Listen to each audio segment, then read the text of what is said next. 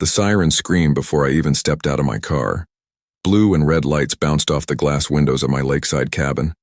2 sheriff's deputies were already on the porch, hands hovering near their belts, while Karen, the HOA president with the always too tight smile, stood in the driveway pointing at me like I was a criminal returning to the scene of the crime. "That's him," she yelled. "That's the squatter I told you about." My mouth dropped open. Squatter? I stared at her, then at the cabin I'd built with my bare hands. Years of weekend drives, long hours, and every dollar I saved poured into that wooden beauty beside Pinewell Lake. I'd only just gotten back from a trip to visit my daughter in Florida. 2 months away, and somehow I was now a stranger in my own home. As the officers stepped closer, I raised my hands. "Whoa, whoa, whoa. I live here." Karen's face twisted like she'd just smelled rotten fish. "Don't believe him. He's been gone for months. I had to list it online so it wouldn't sit vacant." I blinked. "You listed my cabin?" The officer looked at Karen, then back at me. "Sir, we got a call about a possible break-in. Can you provide ID?" I was still frozen, the words barely making sense. She had listed my cabin. Online. While I was gone. Like it was hers. But I didn't get a chance to ask her more. Because as soon as I reached into my glove box for my wallet, Karen did something that stopped everything cold. She screamed, "He's reaching for a weapon." The deputies drew their guns, right there, in my driveway, and in that moment, I realized Karen wasn't just bossy, she was dangerous. Where are you watching this story from? Drop your city or state in the comments because you're not going to believe what happened next. Let me back up a little so you understand how we even got here. Because none of this would have happened if I hadn't believed in kindness first. My name is Mark Donnelly. I'm 58, widowed, and a retired high school shop teacher. I moved to Pinewell 4 years ago after my wife Lynn passed away. I wanted quiet, peace, a place to breathe. I found this cabin abandoned, overgrown, and half-eaten by termites. But I saw what it could be.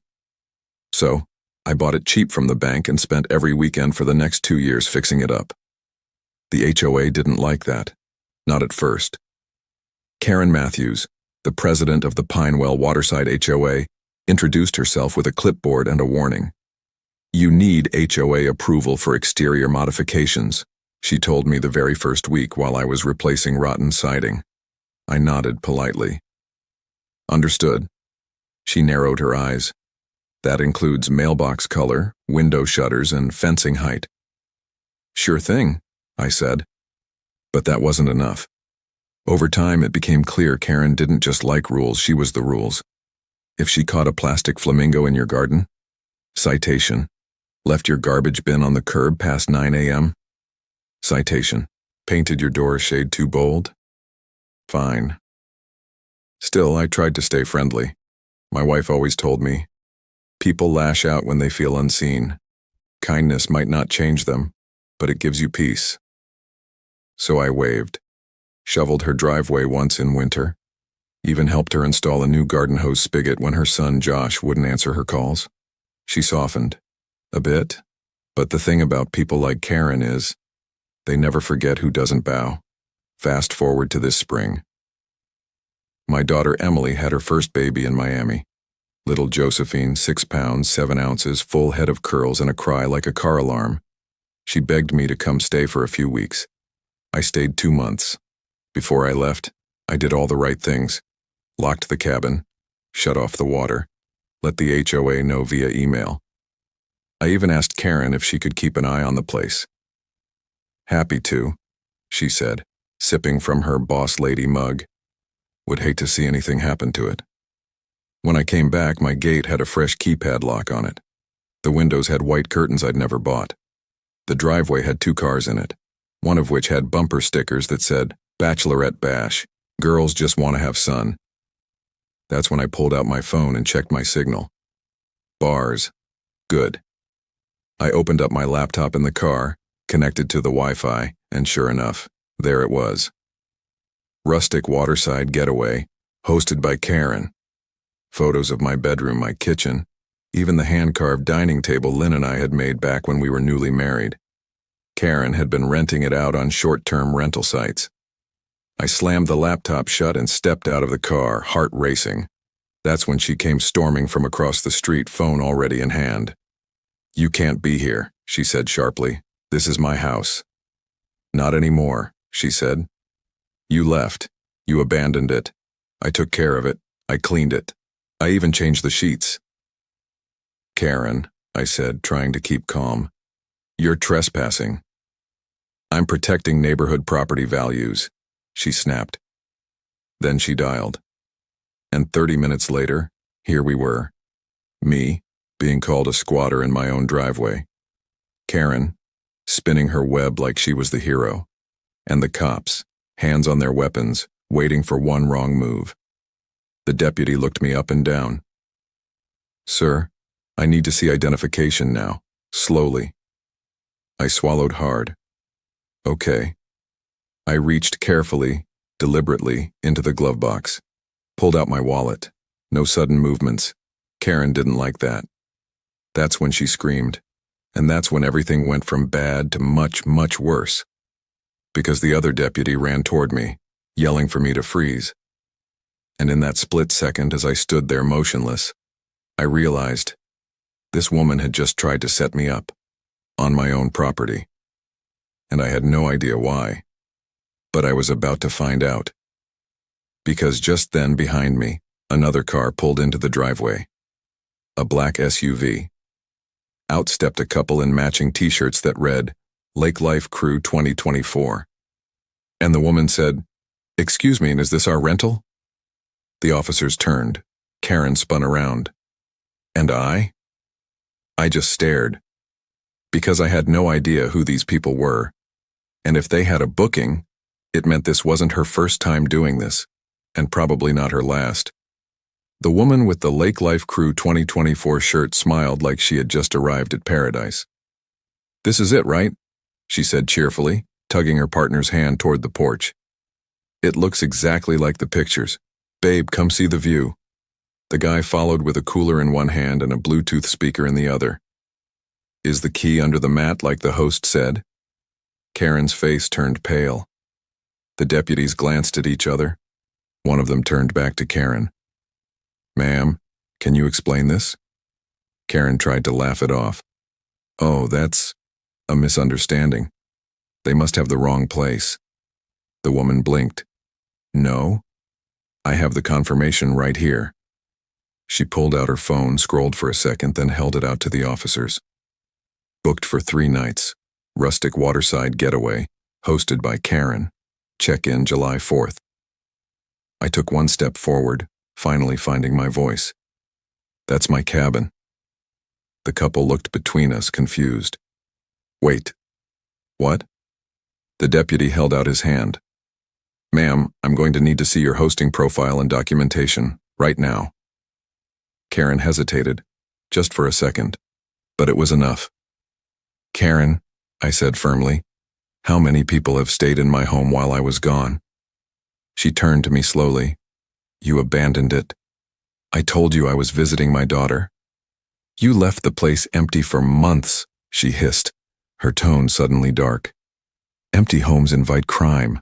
I was protecting the neighborhood." "You were profiting off of it," I shouted. The guests looked deeply uncomfortable now. The woman stepped back toward their SUV, murmuring, "Babe, I think we should go." But the guy shook his head. "Hold on. This doesn't make sense. We paid nearly $800 for this weekend." That hit me in the gut. Karen hadn't just broken into my home. She'd made money from it, maybe even a lot of money. The deputy raised a brow. "Ma'am, if this is true, this could be considered fraud. You're not on the title of this property." Karen folded her arms. "Then maybe we should call the HOA board into this." I laughed bitterly. "Go ahead, because the last time I checked, HOA rules don't give you the right to rent out someone else's home." She pointed at the cabin. It was falling apart before I stepped in. The weeds were overgrown, the gutters were clogged, the neighborhood's image was at risk. "Karen," I said, stepping closer now, "did you break into my house, change the locks?" Listed online as a rental? She didn't answer. Instead, she turned to the deputy. He's harassing me. I'm asking you questions. You're making me feel unsafe. You screamed and told them I had a weapon. The silence that followed was heavy. Even the birds around the lake seemed to stop chirping. One of the guests whispered, "This is insane." The deputy held up a hand. "All right, everyone calm down. Sir, we've confirmed your identity matches the property title. We're going to need to investigate this further. Ma'am," he turned to Karen, "you'll need to speak to a detective. There are possible charges depending on what we find." Karen didn't say a word. She just turned and walked away. Straight across the street, back to her pristine white house with the manicured flower beds and brass eagle mailbox. The house she ruled like a queen over a very annoyed kingdom. I stood there, heart pounding.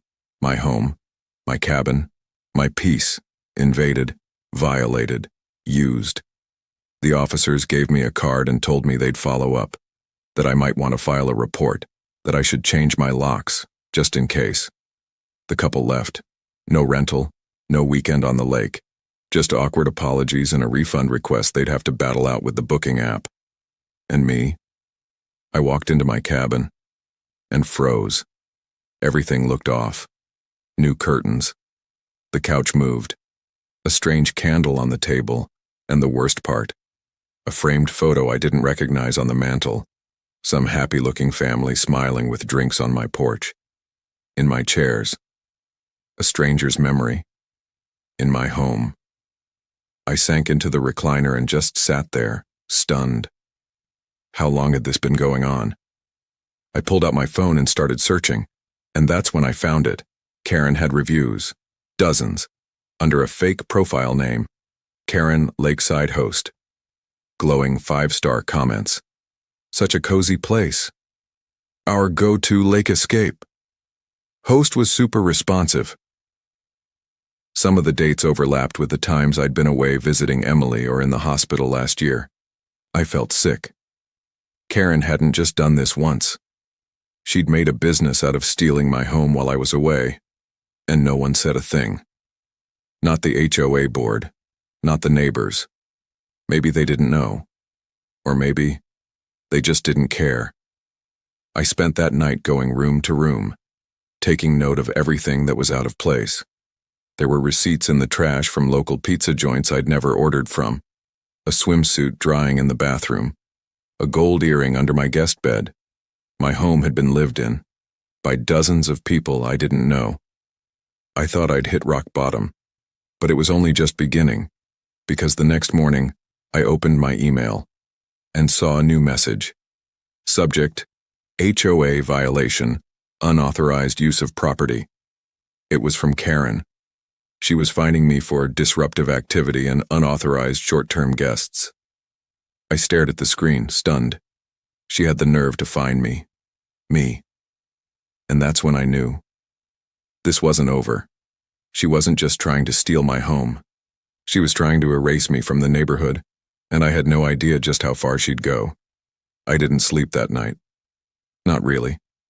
Even with all the lights turned off and the doors locked, I couldn't shake the feeling that someone else had keys to my home.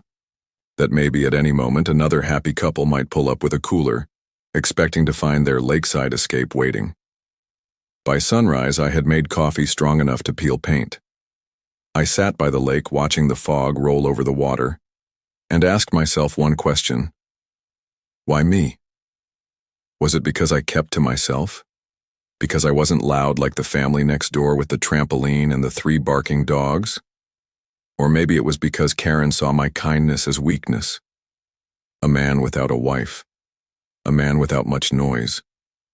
A man she thought would never fight back. That was the moment I decided to stop just watching. No more passive silence. I was going to fight, but I'd do it smart. So the first thing I did was grab a pen and notebook and start writing down everything. Dates, names from the reviews I'd found, booking profiles, strange receipts, even the pizza orders I dug out of the trash. I took photos of every unfamiliar item. I called the local sheriff's office and filed a formal complaint. Then I called my lawyer, Jackson Tully, a gruff but brilliant man who used to be one of my students back in shop class. So Karen Matthews used your property as an Airbnb without your consent? He asked. Not just once, I said. For months. Jackson paused. You got proof? Plenty. He exhaled. Good. Because if what you're saying is true, she's looking at fraud, trespassing, and maybe even grand theft depending on how much income she made.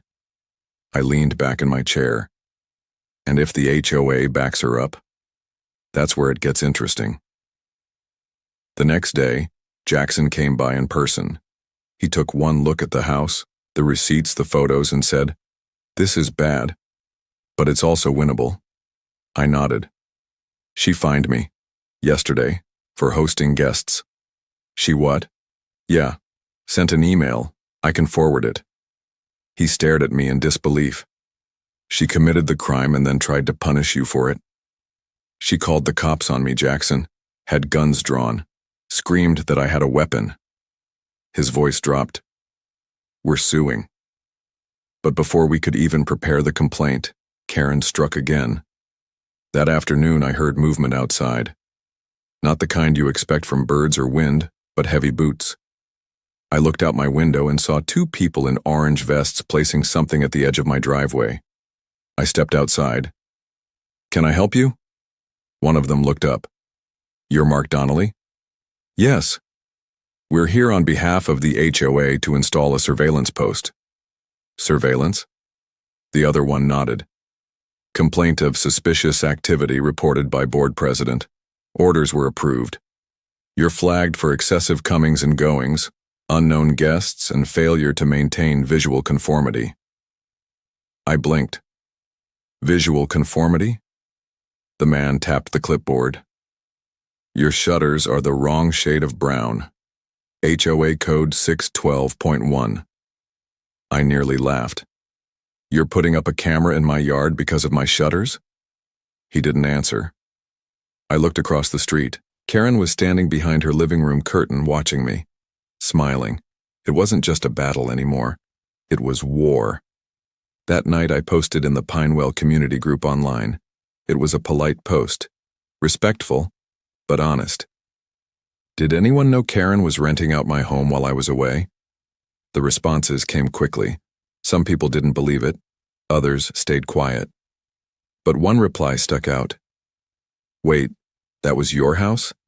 We stayed there last Thanksgiving. She said it was her uncle's place and she was managing it. I have screenshots. I reached out to them privately. They sent over everything. Messages, booking details, even selfies in my kitchen. More messages trickled in.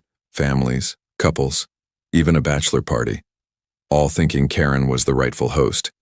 Some even recalled seeing her unlock the door, walk them through, offer towels. She didn't just break in. She played the part. Again and again. Jackson gathered the evidence and started drafting a lawsuit.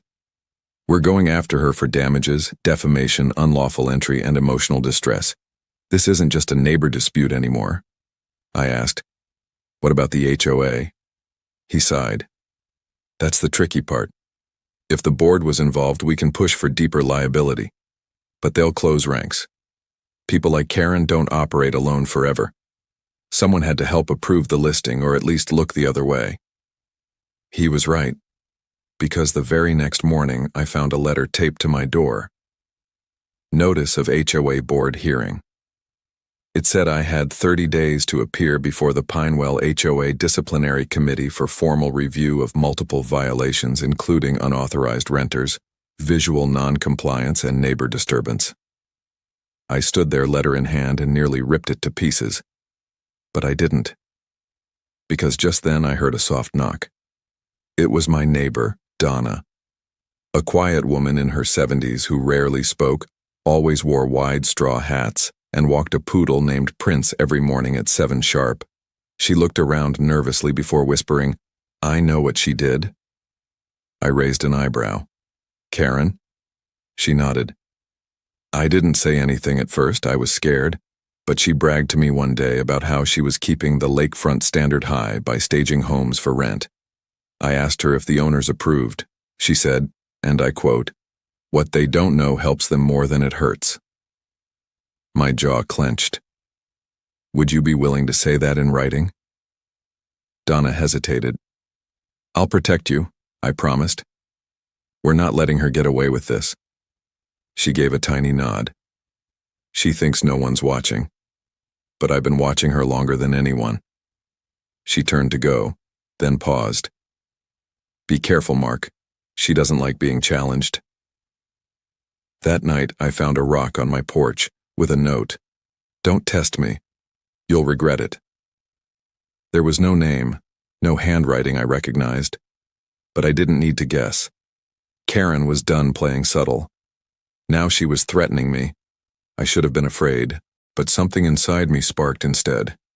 She could call the cops. She could find me. She could even try to scare me. But she messed with the wrong man, because I wasn't going to stop. I was going to uncover every lie, expose every board member who helped her, and take back every inch of what she stole. But first, I had to walk into that HOA board hearing, and when I did, I wasn't going alone. The day of the HOA disciplinary hearing felt like walking into a lion's den with nothing but a flashlight. I wore a plain button-down shirt, no tie. Didn't want to look like I was trying too hard. Jackson, my lawyer, arrived 20 minutes early, files stacked in his arms, tie crooked like he'd been fighting the printer that morning. Donna came too, a quiet force in a floral dress and sun hat, clutching a small manila envelope to her chest like it carried national secrets. The meeting was held in the Pinewell Clubhouse, one of those overly manicured buildings with a fake fireplace and free sugar-free mints in glass bowls. The board sat at a long table at the front of the room. 5 of them. Only 2 I recognized. The rest were Karen's hand-picked replacements, voted in last year when half the neighborhood skipped elections. And at the center of it all, Karen. Dressed in pastel pink, hair stiff with hairspray, pearls hanging like she thought she was royalty. She smiled at me like nothing had ever happened. I took my seat in the row of folding chairs. Maybe 10 people had shown up. Most were nosy neighbors, a few curious to see if I'd break down or blow up. Karen called the meeting to order with a dainty tap of her pen. We are here today to discuss the actions of one Mark Donnelly, resident of Lot 12B, for repeated violations of community guidelines and disruptions to the Pinewell environment. Jackson leaned toward me and whispered, "She talks like she's writing a novel." I didn't laugh. I couldn't. Because then she said it. Mr. Donnelly has allowed transient guests to stay in the property without registering them with the HOA, has failed to maintain conformity in his window treatments, and has verbally harassed board members. We are prepared to vote on fines totaling $3,000 unless sufficient counter-evidence is provided. I stood up. My name is Mark Donnelly. I am the owner of Lot 12B. Not a renter, not a visitor. Owner. I looked directly at each board member, one by one. And for the past 2 months while I was away helping my daughter care for her newborn, this woman, I pointed at Karen, illegally entered my home, changed the locks, and rented it to strangers for profit. Gasps echoed across the room. Even the guy 2 rows back chewing gum sat up. Karen kept smiling. I motioned to Jackson. He handed out copies of the documentation we'd compiled. Screenshots of listings, guest reviews, email confirmations, and photos of people staying inside my home. She created an online profile under the name Karen Lakeside Host. She took payment from guests, some of whom are willing to testify. Here's a record of the earnings we've traced, just over $11,000 in the past year. Still, Karen didn't flinch. I continued. Not only did she profit off my home, she also called the police on me when I returned, falsely claiming I was a squatter and reaching for a weapon. I could have been shot for trying to unlock my own door. A hush settled over the room like fog. Karen stood. I did what was best for this community. An empty house attracts crime, rodents, and weeds. I simply took initiative. If Mr. Donnelly feels victimized, perhaps he should consider being present more often. You're justifying trespassing? Jackson barked. Karen smirked. I'm justifying leadership. Then Donna rose from her seat. Her voice was quiet but firm. I live next door to Mark. I've lived here for 21 years. I saw Karen enter his home several times. I asked her once if she had permission, and she said the owner was gone for good. She told me, what they don't know won't hurt them. I was too afraid to speak until now. Karen's face twitched. Thank you, Donna, I said, my voice low. The board members murmured amongst themselves. One of them, a man with a bald head and anxious glasses, cleared his throat. These are serious allegations. They're not allegations, Jackson said. They're evidence. If your board fails to investigate and continues to pursue baseless fines against Mr. Donnelly, we will file a civil suit against not only Karen Matthews, but the HOA as a whole. That includes personal liability for board members complicit in this fraud. Silence again. Then Karen laughed. It wasn't a loud laugh, more like a little cough dressed up as confidence. This is all very dramatic. But the truth is, this man left his property unattended. I cared for it. I preserved its value. Some might call that heroic. Jackson stepped forward, and some might call it a felony. The meeting adjourned without a vote. The board said they needed to review all materials. Karen stormed out before they finished their sentence. I walked outside and exhaled like I hadn't breathed in hours. Donna touched my arm. She's not done, she warned. I know. We thought that might be the peak, that the worst was over. But 3 days later I returned home after picking up groceries to find my front door wide open. I froze. Every hair on my neck stood up. I stepped inside slowly. The living room looked undisturbed, until I reached the hallway. That's where I saw it. Every photo of my wife, gone. Our wedding portrait, shattered on the floor, drawers open, kitchen cabinets rifled through. Her favorite shawl missing from the closet. Whoever did it hadn't come to steal valuables. They came to steal memories, and whoever it was, had keys. I called the sheriff immediately. As I waited outside for the squad car to arrive, I spotted something across the street. Karen, sitting on her porch, sipping lemonade, smiling again. That was the moment I realized. This wasn't about a vacation rental. This was personal. She wanted me gone. And she wasn't going to stop until I was out of that cabin for good. The police arrived 20 minutes later, 2 deputies I hadn't met before. They walked the cabin slowly, snapped photos of the broken frame and scattered drawers, and wrote down what I said. No forced entry, no valuable items missing, just sentimental things, personal things. One of them, a tall woman named Deputy Ellis, looked at me and said gently, "Who else has keys to this house, sir?" "Only me," I replied. "And apparently, Karen Matthews." They glanced at each other. "You mentioned this is part of an ongoing dispute with your HOA?" she asked. I nodded. "She rented my home out while I was gone. I filed a complaint. We just had a disciplinary hearing, now this." Deputy Ellis closed her notebook. "We'll file the break-in report, but I have to be honest with you, it's going to be tough without video surveillance or a witness." "She has a copy of the keys," I insisted. "I believe you," she said, "but unless you can prove she was here, we can't arrest her. What I do recommend is changing your locks immediately." I already had the locksmith on the way. While I waited, I called Jackson. "Don't say anything to her directly," he said. "Let's build a record. Every violation, every intimidation, every single move, document it, and we'll nail her." After we hung up, I walked the cabin room by room again, this time with new eyes. That photo of Lynn and me on our first cruise, the one I always kept on my nightstand, gone. The blanket she crocheted the year before she died, folded in the closet, not gone, but moved. There was something haunting in that, like whoever came in didn't just want to hurt me. They wanted to rewrite me.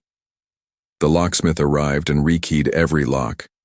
Front door, back door, even the tool shed. I watched closely. No one else would have access now. Or so I thought. Because the next morning I walked out to check my mailbox and found a dead fish inside. A large one. Slimy. still bleeding, wrapped in one of my own dish towels. I stood there, stunned. Cars rolled past. Birds chirped. And somewhere down the street I heard laughter, sharp, rehearsed laughter.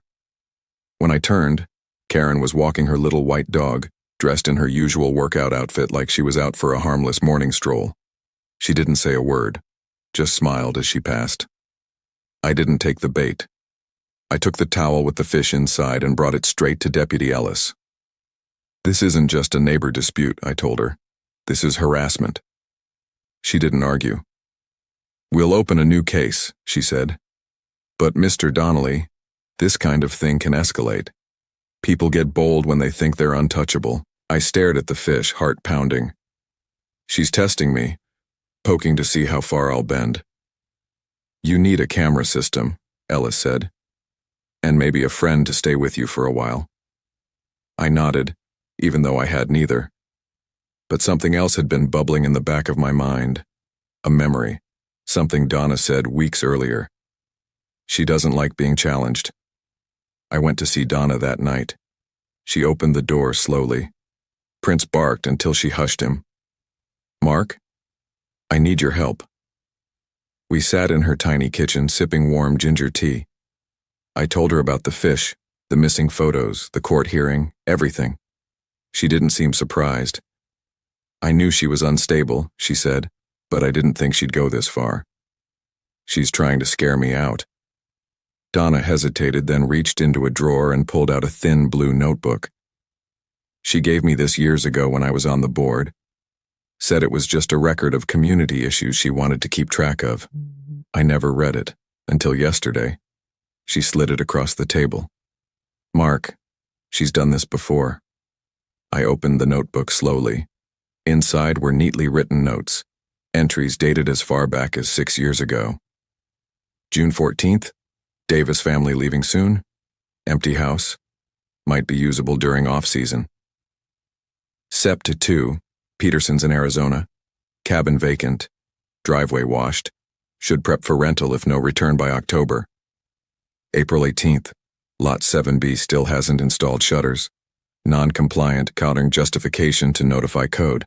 Good cover story. It read like a war log, target after target. Most were quiet, older residents. People who traveled. People who were sick. People who didn't check in enough. She wasn't just stealing my home. She'd made a hobby out of erasing people. My hands shook as I closed the notebook. "We have to go public," I said. Donna looked nervous. "She'll retaliate. I'll take that risk." The next day I posted on the Pinewell Community Forum again. Only this time I didn't hold back. I uploaded screenshots of Karen's fake listing, shared photos of my broken picture frame, and finally a scan of one page from the notebook. "Is this how we treat our neighbors?" I wrote. "Is this the leadership Pinewell deserves?" It exploded, comment after comment. Some called me brave. Others confessed they'd been suspicious for years but didn't speak out. A few trolls called it fake, but they were drowned out by screenshots from other neighbors who'd experienced strange things too. A missing watch, lights left on, doors unlocked. By nightfall, Karen posted a response. "Fake news. Disgruntled homeowner making noise after being held accountable. Everything I've done is within HOA regulations. My conscience is clear." But her comments were ratioed. Dozens of neighbors pushed back, and that night, someone sent me a message. Anonymous. "I have something you'll want to see. Meet me tomorrow. 4 p.m., behind the community pool." I didn't know if it was a trap or the breakthrough I'd been waiting for, but I knew this much. This wasn't just about me anymore. Karen had been playing queen for far too long. And Pinewell was finally waking up. I almost didn't go. A secret meeting behind the community pool sounded like the beginning of every bad thriller I'd ever watched, but something told me it wasn't a trap. It felt different. At exactly 3:58 p.m., I parked near the tennis courts and walked past the picnic benches to the path that curved behind the pool fence. The area was shaded with tall trees and almost completely hidden from the street. A man was already there. Late 40s, tall, wearing a faded Pinewell baseball cap pulled low over his face. He looked like someone trying not to be recognized. "You Donnelly?" he asked without looking up. "Yes," I said cautiously. "And you are?" "Call me Matt," he said. "Used to be HOA secretary. Back when Karen was just a treasurer with opinions and a loud voice." "What changed?" He handed me a thumb drive. "What's this?" I asked. "Records she tried to wipe when I left the board. Meeting audio. Emails. Stuff that didn't feel right. I kept it all." I stared at him. "Why give it to me now?"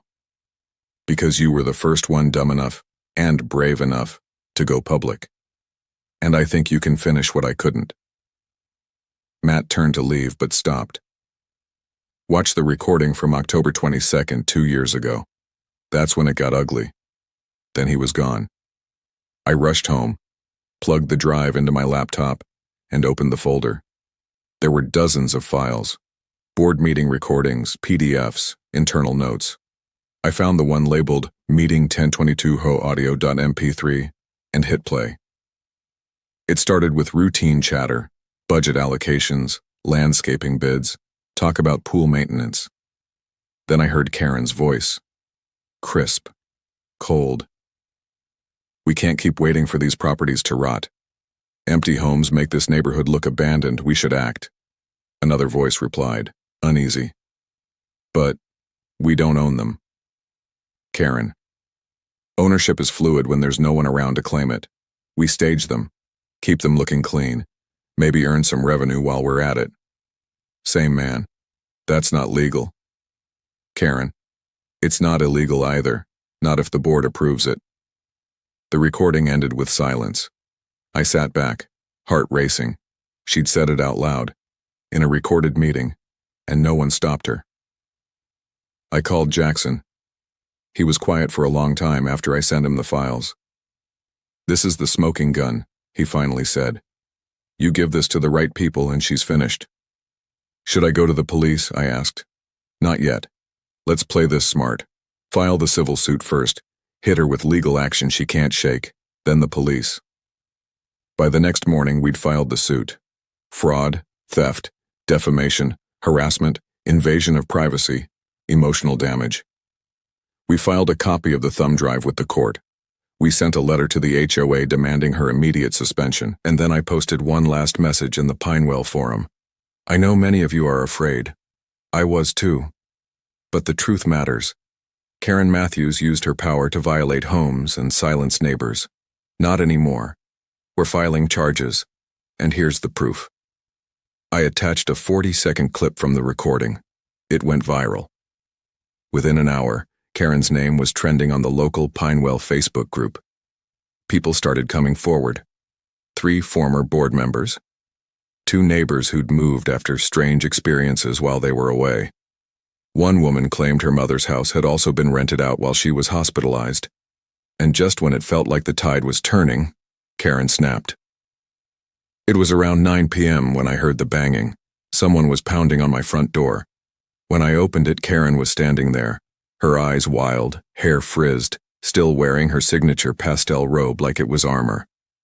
"You had no right," she screamed. "You're trespassing again," I said. "You think you're a hero?" she hissed. "You're nothing. This neighborhood needs me. I made it what it is. You're just a lonely old man clinging to his wife's ghost in a shack by the water." My hands clenched at my sides, but I didn't flinch. I didn't yell. I just said, "You're finished, Karen. Go home." Her voice cracked. "I'll destroy you. Do you hear me?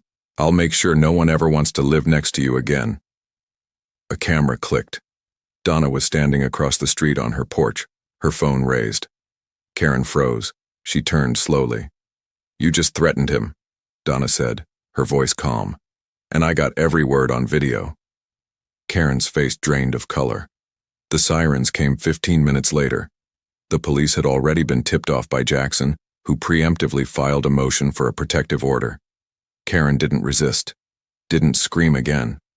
She went quiet as they placed her in the back of the cruiser. But as they drove off, she turned her head and looked directly at me. No fear, just hatred. And something colder. Something that said, "This isn't over." Even with everything crashing down. Even with the suit, the video, the posts, the notebook, the police, she still believed she could win. And honestly, so did I. But not anymore. Not with the community behind me. Not with the law on my side. Still, I couldn't sleep that night. Because something didn't sit right. She wasn't the type to go down without a plan. And I had a feeling she had one more left to play. It wasn't until the next morning that I found out what it was.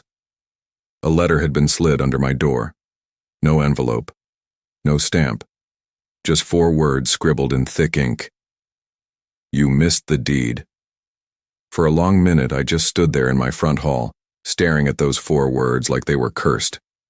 You missed the deed. What deed? I sat down at the dining table, my mind racing. The lawsuit had been filed.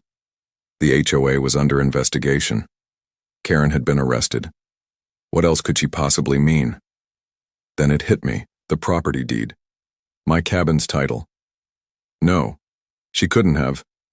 I grabbed the folder where I kept all my legal papers, taxes, receipts, title deeds, permits. I flipped through it with shaking hands. The original deed was there, but so was something else.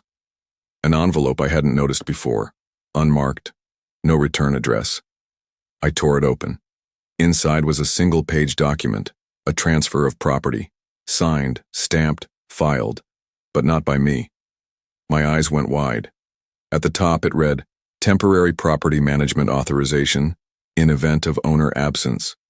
And below that, my forged signature, Karen's name, and a witness signature belonging to a now resigned board member. I couldn't believe it. She'd filed fake paperwork months ago, claiming I had temporarily transferred management of my property to her during my absence, likely during my hospital stay last year, when I was sedated for 3 days after a sudden cardiac scare. She hadn't just listed my house online. She'd covered herself, legally, or at least enough to buy time and confuse officials. And if I hadn't filed the lawsuit? If I hadn't gotten the community involved? She could have used this to sell the property or worse, claim permanent control. I called Jackson immediately. He picked up on the second ring. "You sound like you saw a ghost." "She forged a property management deed," I said. "I just found it, hidden in my own documents." Jackson cursed. "She was setting you up from the beginning. We need to include this in the filing." "Already on it," he said. "You've got her now, Mark. She's done." But that wasn't enough. I needed to know how deep the rot went. I called Matt, the ex-board member who gave me the thumb drive. He met me again, this time at the Lakeside dock. "I think I just found her real plan," I told him. Matt nodded slowly. "She's been doing this a long time." I showed him the forged deed. His eyes narrowed. "That's her handwriting." "You sure?" "I've seen enough board forms to know. She was sloppy. Thought no one would ever look that close." That evening, I uploaded the final piece of evidence to the community group. Photos of the forged deed, side-by-side handwriting comparisons, and a new post. "She forged a deed to steal my home. And if she did it to me, she could do it to any of you." The reaction was nuclear. Residents demanded an emergency meeting. The HOA board issued a temporary suspension of Karen's presidency pending legal outcomes, and the police, backed by the fraud unit, opened a criminal investigation. But even with all that, I couldn't shake the weight on my chest. This wasn't just about me, it was about the kind of fear she'd built in this neighborhood. Years of silence, years of fake smiles, and no one spoke up. Until now. So that weekend, I hosted a barbecue at my Lakeside cabin. First one in years. I sent out handwritten invites to every house on the block. "Come as you are. Share your story. No more silence." To my surprise, nearly 40 people showed up. Donna brought her famous peach cobbler. Matt grilled burgers. Even the reclusive neighbor from Lot 8B, who hadn't spoken to anyone in years, brought a folding chair and said, "I always liked you, Mark. I just didn't know how to say it." We laughed, We cried, and for the first time in a long time, Pinewell felt like a community again. That night I stood on my porch as the sun set over the lake, the sky painted orange and lavender. I thought of Lynn, of how proud she would have been, of how hard it was to stand up, and how worth it turned out to be. But just as I turned to go inside, I spotted a shadow moving along the far edge of the road. A woman, walking fast, head down. A hoodie pulled up. A small dog trotting beside her. It was Karen. She was out on bail. I watched her pause at the edge of her yard. She didn't look up, didn't wave, just stood there, staring at the home she once tried to steal. Then she turned and went inside. And I realized something. She wasn't the queen anymore. She was just another neighbor with a lot to answer for. And me? I was finally home. For good.